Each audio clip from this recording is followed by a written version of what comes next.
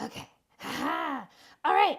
Addoley, you're here. Ratlet! Thank you for putting up with Isla setting all this stuff up to make this happen. No problem. Do you want to introduce yourself to everybody? Yeah, hi everybody. I'm Addoley Dzegede, and I'm an artist, and I live here in the same city as Ratlet. Oh my gosh. You know what, Addoley? What? I didn't know how to pronounce your last name. Dzegede. Dzegede. Yeah. That's such a cool name. Thank you. Yeah. So, what kinds of stuff do you make as an artist? I like to dye fabric. Ooh. I like to do screen printing. I like soft sculpture. I've started to do stained glass, but I'm still a beginner. Sometimes I make videos or artist books. Lots of different types of projects. That's so nice. How did you get into all that?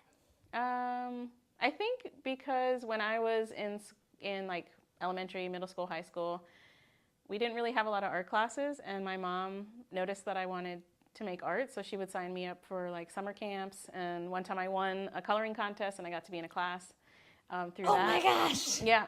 Coloring contest winner! Yeah. Right here.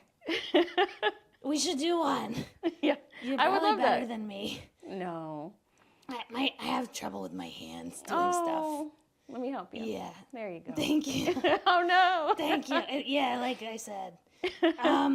Well, that's so cool. How did you get into, you said you liked dyeing fabric?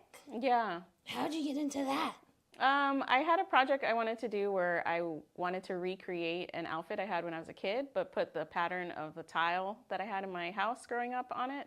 And I had taken a fiber class in undergrad, and I was trying to remember, this was in grad school, I was trying to remember, like, how did I get a pattern on there? What kind of dyes did we use? So I just started experimenting and trying to remember what I learned many years before. And then I got really into it, and I did an apprenticeship at the Fabric Workshop and Museum in Philadelphia, and that changed everything. Wow. I love that project idea. Like trying to remember something from when you were a kid. Yeah. And like, but you said the pattern was tile in your house? Yeah, it was the bathroom tile. It was, I guess the type of pattern would be called an OG. I don't know if I'm saying it right. I've only read it. Okay. Yeah. Does it look like your amazing dress? No. That's cool too. Thank you. Did you make it? I came to a tailor in Ghana when I went to visit my dad with a photo of a dress I liked, and then I picked the fabric in the market and had him create it. It's cool. Thank you. Yeah, I know that making repeating patterns like that can be difficult. So did you end up making the thing that was from your childhood in grad school? I did. It was a jumper, and I was going to film a video of me trying to double Dutch, which is something I never learned how to do. But I never did it. I made the jumper, and I learned how to make a repeat pattern on it with dye, and that was about it. Oh my gosh, but we have to do the jump rope. I was too self-conscious. You got it? Oh, we could do it. I'll do it for you. Okay. Yeah, I love jump rope. I think I saw a jump rope. You have one here, don't you? Oh, yeah, I might. I love anything you can play with. I love. That's so cool. So what are you making these days? I've been trying to do like 3D stained glass. Oh, right. But I don't know what I'm doing. That's cool, though. Isn't that kind of fun to not know what you're doing? Yeah, it's fun. There's a little bleeding involved because I keep glass. Like you bleeding? Me bleeding. Oh no. Yeah. You gotta be careful. I know.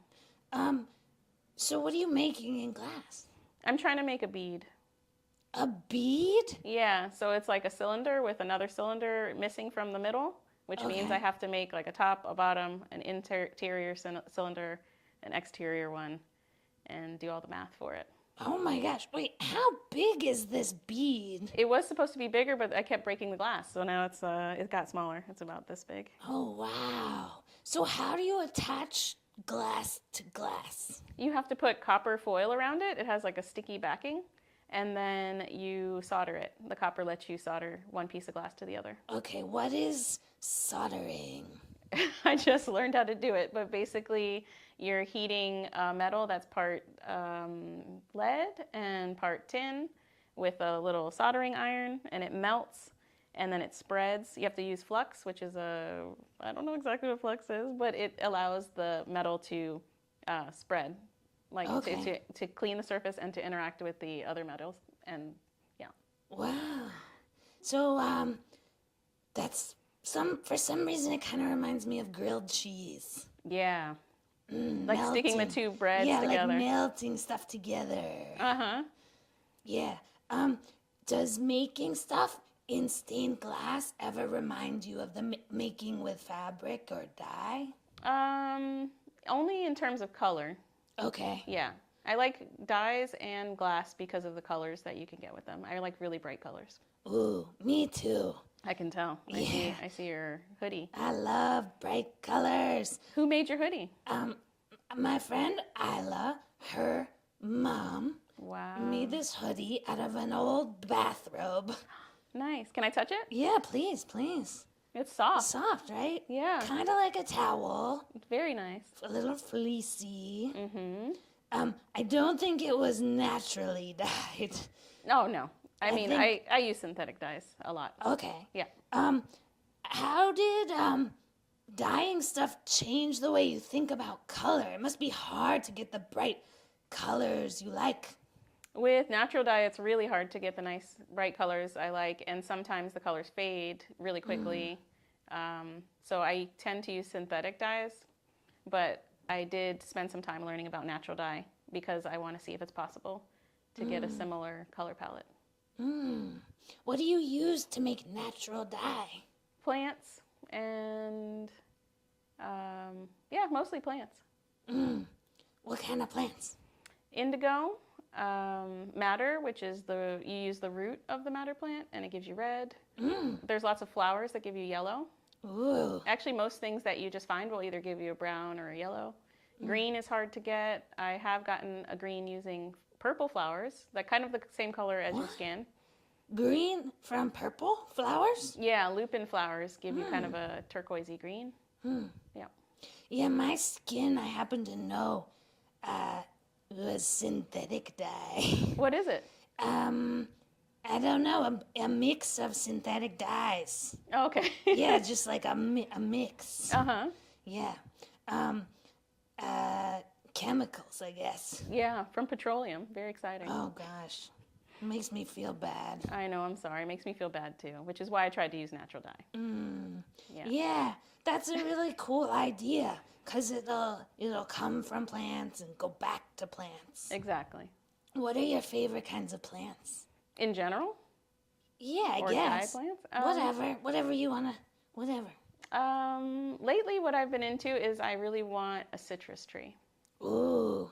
In my apartment. Maybe like a calamansi lime or a kumquat tree or just some kind of small citrus that's not typical. Why would you like one of those? I think that plants make interior spaces feel nicer. Yeah, I should get a plant in here. Yeah, what kind of plant would you get? I don't know. Do you have any recommendations? Maybe something you could eat. Ooh, I love that. Yeah, maybe, I don't know if you can grow carrots inside, but I could picture you growing carrots. Thank you.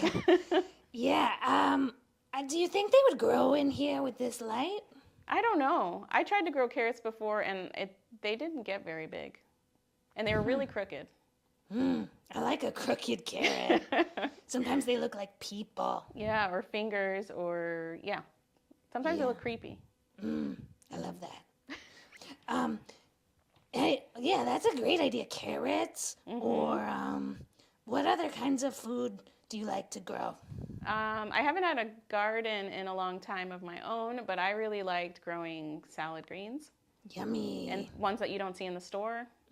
Yeah, so like different varieties of kale or mustard greens or arugula. Yeah. Can you dye textiles with that too? You probably could, but I think it would probably be brown and fade. That's the hard thing, getting nice colors. In my mind, nice colors are the ones that are hardest to get. Yeah. Yeah. Though brown can be really nice. Yeah. Like this bench is browns. Yeah, 3 browns. Yeah. Mm-hmm. I think 3. 1, 2. Yeah, 3. You're right. What else? What else do you like to make? What are you thinking about these days when you make stuff?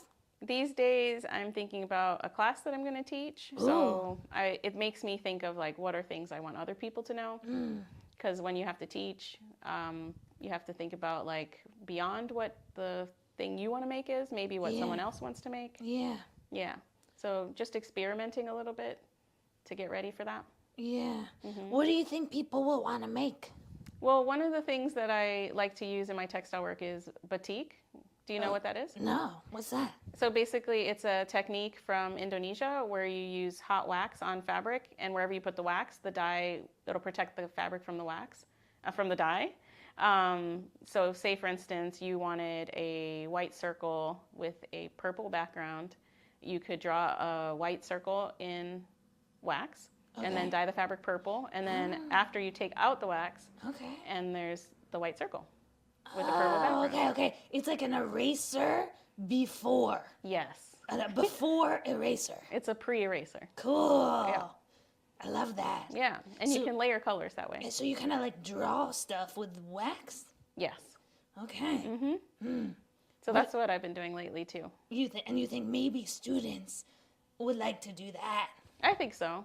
Yeah, it sounds fun. Yeah, because it can be, if you have an idea of like an image you want on fabric, sometimes it's hard to picture how you get on there. Do you screen print it? But this is a way that you can kind of like use drawing on fabric. Yeah. In an opposite way, because you're not putting the color on, you're like protecting the fabric from the color. Yeah. That's cool. Yeah. Where do you get the wax? What is wax? Wax?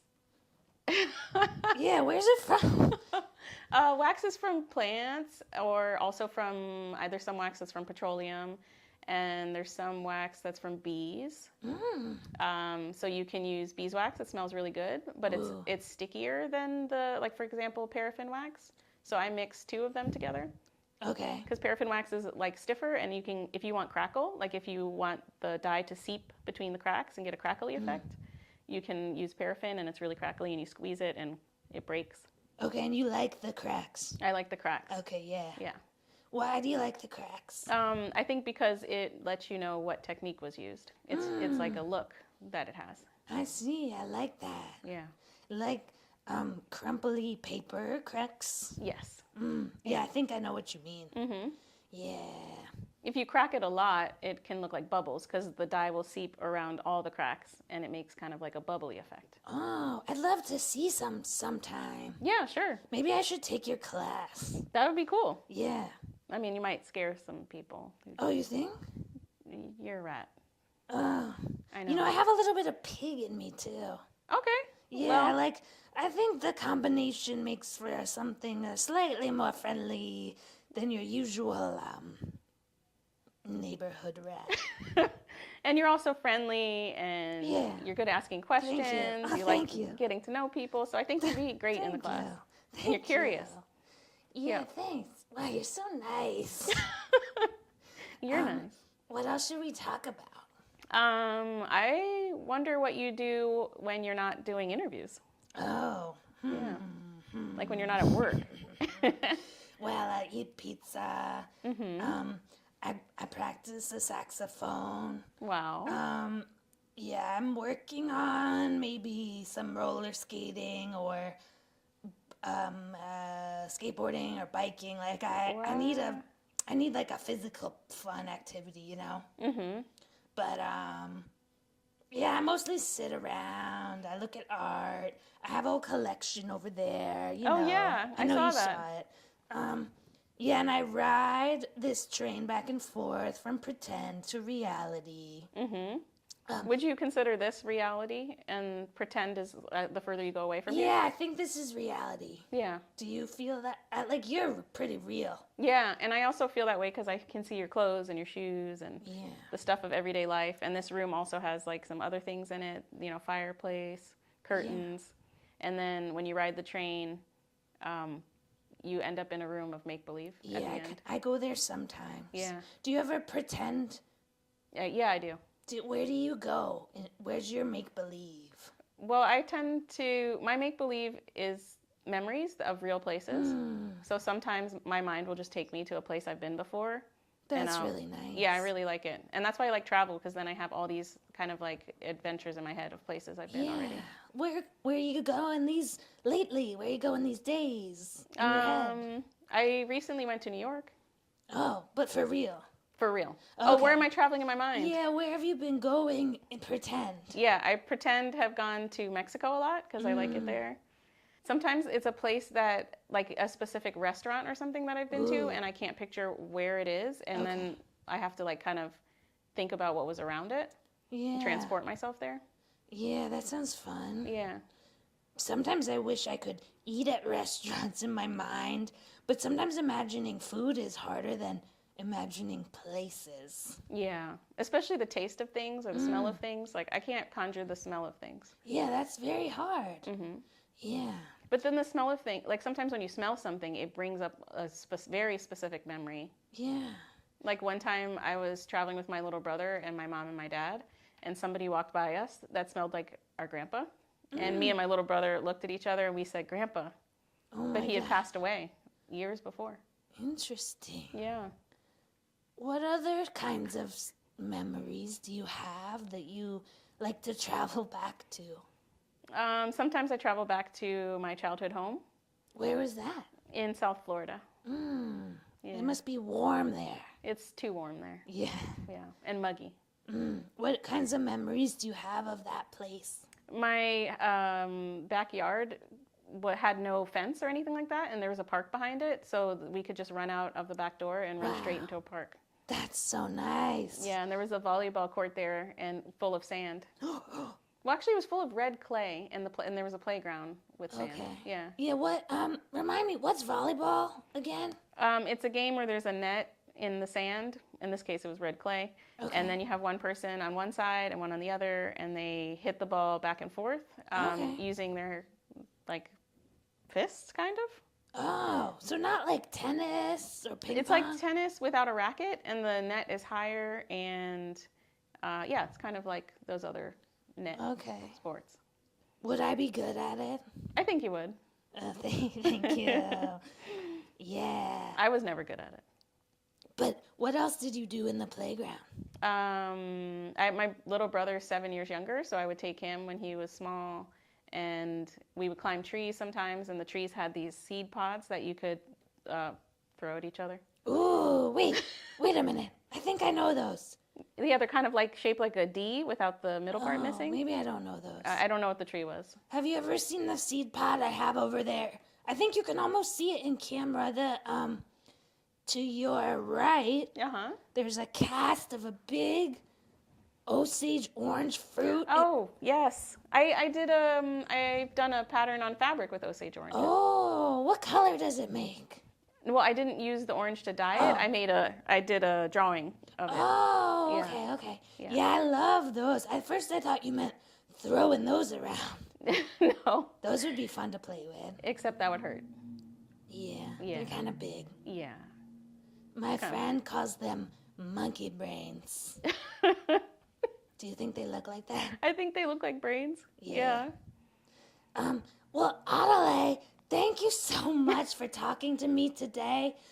Thank you for having me on the show. I really appreciate your time. Yeah. Could I have a hug? Oh, yeah. Thank you so much. Yeah. Okay, bye, everybody. Bye.